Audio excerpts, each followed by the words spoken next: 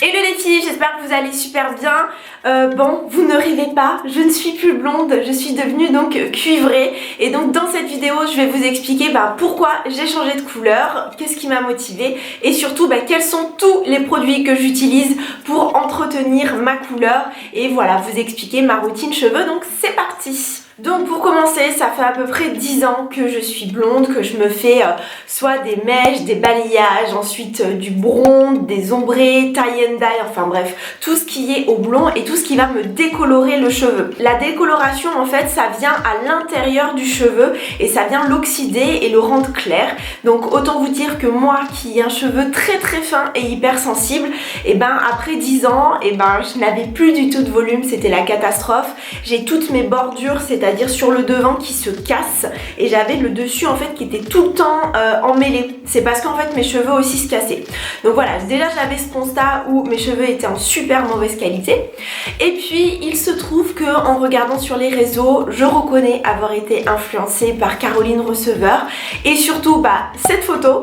Et puis cette photo là, bon ok j'avoue, et en fait je me suis dit tiens c'est l'automne, c'est peut-être le moment de changer, et en fait ça m'a donné envie et je me suis dit vas-y lance-toi. Donc j'en ai parlé bien sûr à Sonia, ma coiffeuse d'amour du salon de coiffure S-Cut à Clermont, et elle m'a dit mais fonce à 100%, ça va faire du bien à ton cheveu parce qu'en fait la coloration c'est quoi? Ça vient recouvrir le cheveu en fait, ça l'enrobe, ça le gaine et ça vient pas l'affaiblir comme la décoloration. Donc elle m'a dit vas-y ça va leur faire du bien.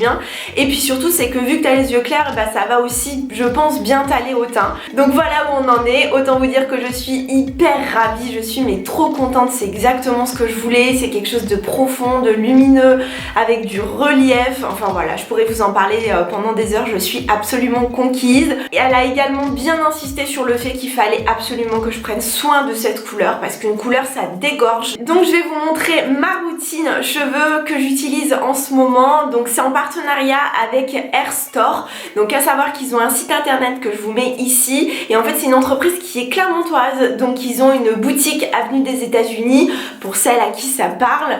Voilà, c'est vraiment des professionnels de la coiffure, donc il y a plein de marques, il y a du Kérastase, il y a GHD, enfin bref, il y a tout pour les cheveux, c'est vraiment aussi pour les professionnels et les particuliers, des conseils en or. Donc c'est parti, on commence. On débute avec un premier shampoing de la marque René Ferterer, c'est le Astera, qui va certes permettre de nettoyer, mais aussi de prendre soin du cuir chevelu, parce que depuis 3-4 mois à peu près, en fait j'ai le cuir chevelu qui me démange, qui me tire, et là depuis que j'utilise ce shampoing, sincèrement je vois de grosses améliorations. D'ailleurs pendant l'application, je vous conseille de vraiment vous masser délicatement le cuir chevelu, parce que ça va permettre de vous détendre et de nettoyer en profondeur.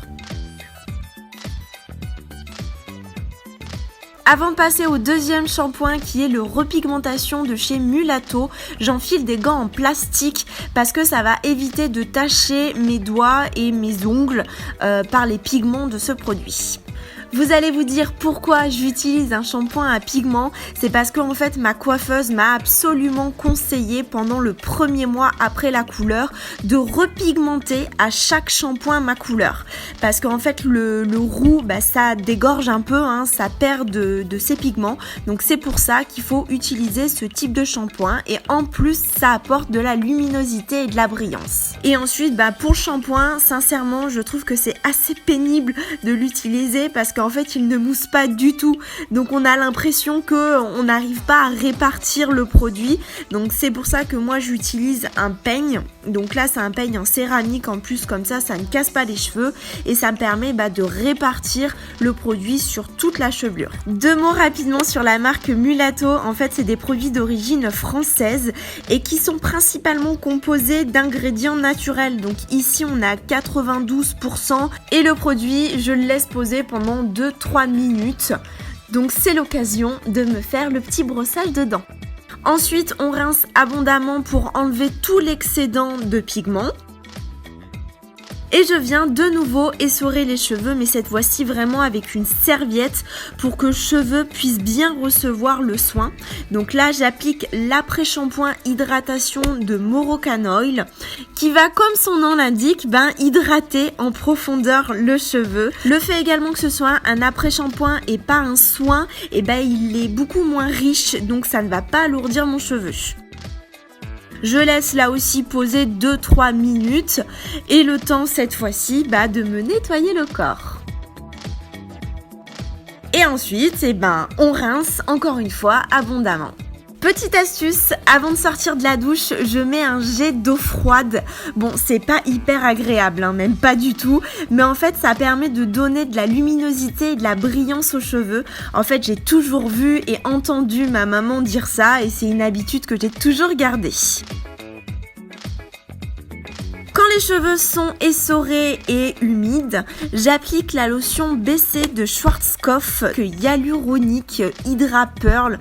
Bon, j'avoue, il a quand même un nom assez barbare ce produit, mais il permet lui aussi d'hydrater et de protéger mon cheveu. Parce que vu que après j'utilise le sèche-cheveux, les plaques du GHD, obligatoirement il faut en prendre soin et il faut bichonner au maximum le cheveu. Pour l'utilisation du produit, j'en mets sur les longueurs et pas besoin de le rincer.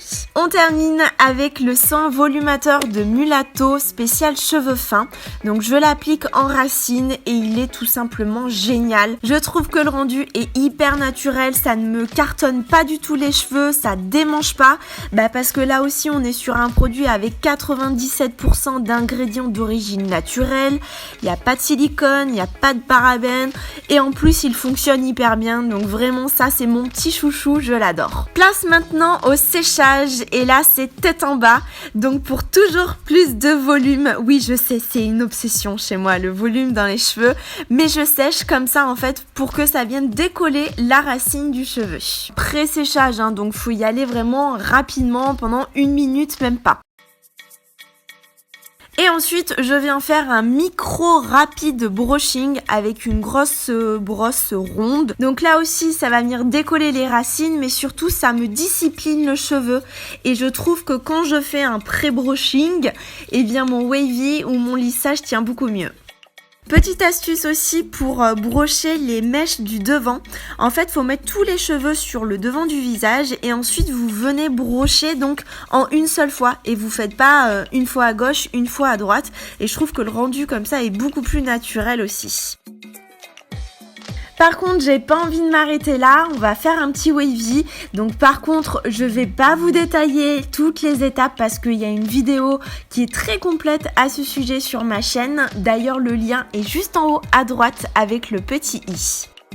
Quand l'ensemble des boucles sont terminées, je laisse bien refroidir et je viens laquer avec l'incontournable Elnet de L'Oréal. Et je passe mes doigts en forme de râteau pour défaire les boucles. Voilà ce que ça donne.